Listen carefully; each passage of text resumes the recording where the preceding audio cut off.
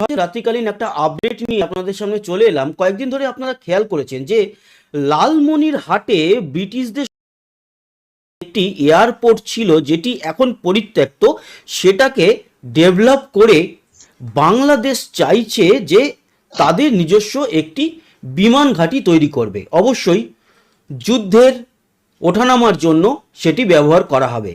কিন্তু আমি অবাক হয়ে গেলাম যে বাংলাদেশের নাকি প্রচুর বড় বড় অভিজ্ঞ লোকজন আছে। আমি তো কোনোদিনও শুনিনি যে অন্য দেশের আর্টিলারি রেঞ্জের মধ্যে নিজেদের বিমান বাহিনীর একটি এয়ারপোর্ট তৈরি করতে পারে এরকম দেশ। আসলে দেশটা তো প্রচণ্ড ছোট। তারা ভাবছে জে-10 কিনবে, অথচ জে-10 ওড়ানোর মতো যতটা জায়গা দরকার তাদের নিজেদের দেশেই নেই। যেরকম নেই তাদের সাবমেরিন যখন একটু বেরোতে যায় তখনই বলে ঢোকো ঢোকো ঢোকো আমাদের ভারতীয় বাহিনী।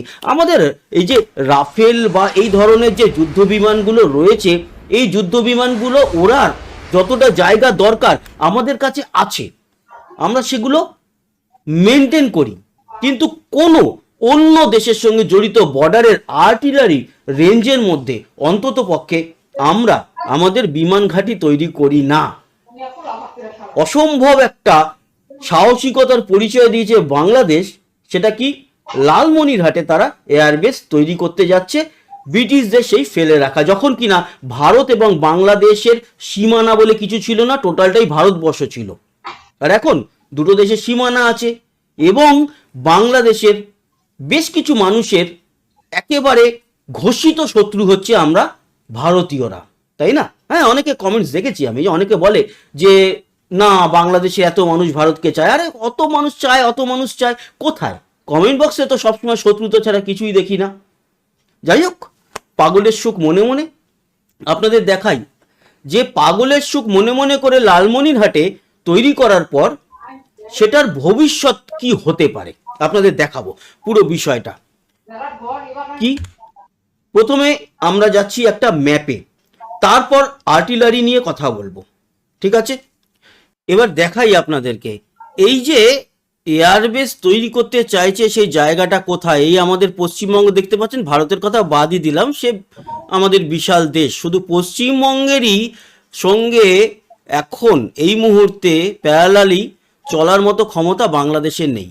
এই হচ্ছে বাংলাদেশের সেই মুন্ডুটা। এই মুন্ডুর কাছে রয়েছে হচ্ছে লালমনিরহাট, তাও আবার এই যে নদীটা সেটা পেরিয়ে। এই হচ্ছে লালমনিরহাট। দেখুন, এই হচ্ছে চিকেন নেক আমাদের, এই যে চিকেন নেক 22 কিলোমিটার। লালমনিরহাট থেকে আমাদের মেঘালয়ের বর্ডার দেখতে পাচ্ছেন কতটুকু। এইবার দেখুন আর্টিলারি রেঞ্জের মধ্যেই রয়েছে এই লালমনিরহাট। এবার দেখুন এই হচ্ছে সেই এয়ারবেস যেটাকে বলা হচ্ছে ব্রিটিশদের আমলের সেই পুরনো এয়ারবেস, যেখানে স্টোর করা হতো তখনকার দিনের এয়ারক্রাফট। এটাকে ডেভেলপ করা হবে বলে তারা বলছে।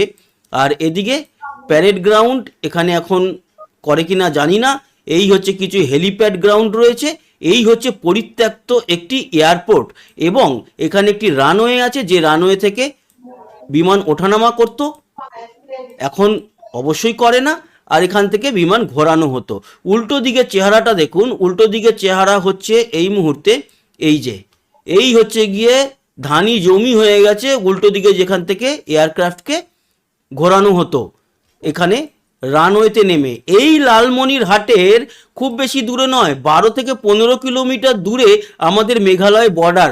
তার মানে আপনারা বুঝুন, এই মেঘালয় বর্ডার থেকে যদি গোলাগুলি আর্টিলারি সেলিং শুরু করে তাহলে 5 মিনিটের মধ্যে এই এয়ারপোর্টটা ধ্বংস হয়ে যাবে। পৃথিবীর আমি কোনোদিন দেখিনি এরকম কোনো দেশকে এইরকমভাবে একটা এয়ারপোর্টের তারা আবার গর্বের সাথে প্রচার করছে।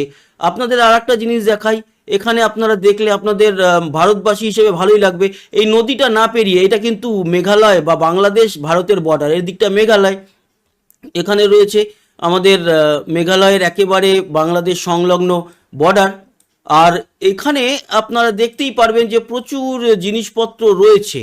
ওকে, প্রচুর জিনিসপত্র রয়েছে। তো এখান থেকে যদি সেলিং করা হয় আরামসে 12-15 কিলোমিটারের মধ্যে পুরো একেবারে লালমনিরহাটের যে এয়ারবেস সেটাকে নিমেষে চূর্ণ বিচূর্ণ করে দেওয়াটা জাস্ট কয়েকটা মিনিটের ব্যাপার। তার মানে ওই যে ভাবছে যে এখানে তৈরি করে একেবারে বিমান ঘাঁটি দিয়ে আমাদেরকে বিরাট বড় লেভেলের ক্ষতি করবে, এটা কিন্তু নয়। কয়েকদিন ধরে লালমনিরহাটের বিষয় নিয়ে অনেকে খুব, আমরা লালমনিরহাটে এয়ারবেস বানাবো। আপনারা এমন জায়গায় এয়ারবেস বানাবেন, আমরা চাই বানান। ওই যে 10 কিনবেন, এই সমস্ত জিনিসগুলো আরামসে বানাবেন, চাপের কি আছে, কোনো টেনশন নেই, আরামসে বানান। আছি তো আমরা আর্টিলারি নিয়ে, তাই না?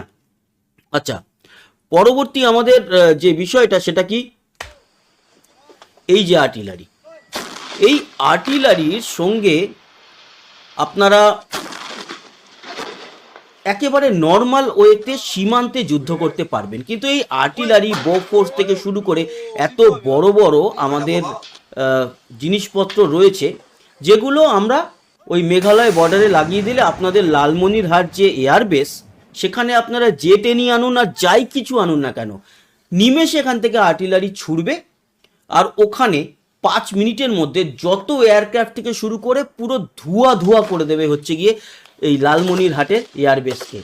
কখনো মাথার মধ্যে সেন্স আছে যে একটা দেশ আর একটা দেশের কখনোই আর্টিলারি রেঞ্জের মধ্যে তাদের এয়ারবেস বা এই ধরনের ফাইটার জেট রাখে না? এটা আপনাদের সেন্স থাকা উচিত। একটা এরকম আর্টিলারির দাম হবে 40 লাখ, 50 লাখ, 1 কোটি টাকা, 10 কোটি টাকা ম্যাক্সিমাম। আর একটা এয়ারক্রাফটের দাম 700 কোটি, 800 কোটি, 1000 কোটি, বাংলাদেশি হিসাবে 1200 কোটি, 1300 কোটি হবে। একটা আর্টিলারি, এই 1 কোটি টাকা দামের একটা আর্টিলারি, একটা হয়তো 50 লক্ষ টাকা দামের একটা ছুড়বে, গোলা ছুড়বে, একটা 1500 কোটি টাকার নিমেষে ধ্বংস আর্টিলারি রেঞ্জের মধ্যে আছে। তাই বড় বড় কথা ওই সমস্ত বলা একেবারেই বাতুলতা, তাই না? এরপর আরও একটা বিষয় নিয়ে আলোচনা করব, সেটা হচ্ছে এই তেজাসও কিন্তু রয়েছে হাসিমারা এয়ারবেসে, অনেকেই জানে না।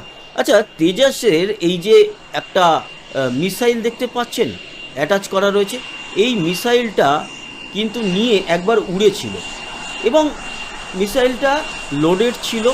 এটা ইসরায়েলের তৈরি, যতদূর সম্ভব খবর আছে ইসরায়েলের তৈরি।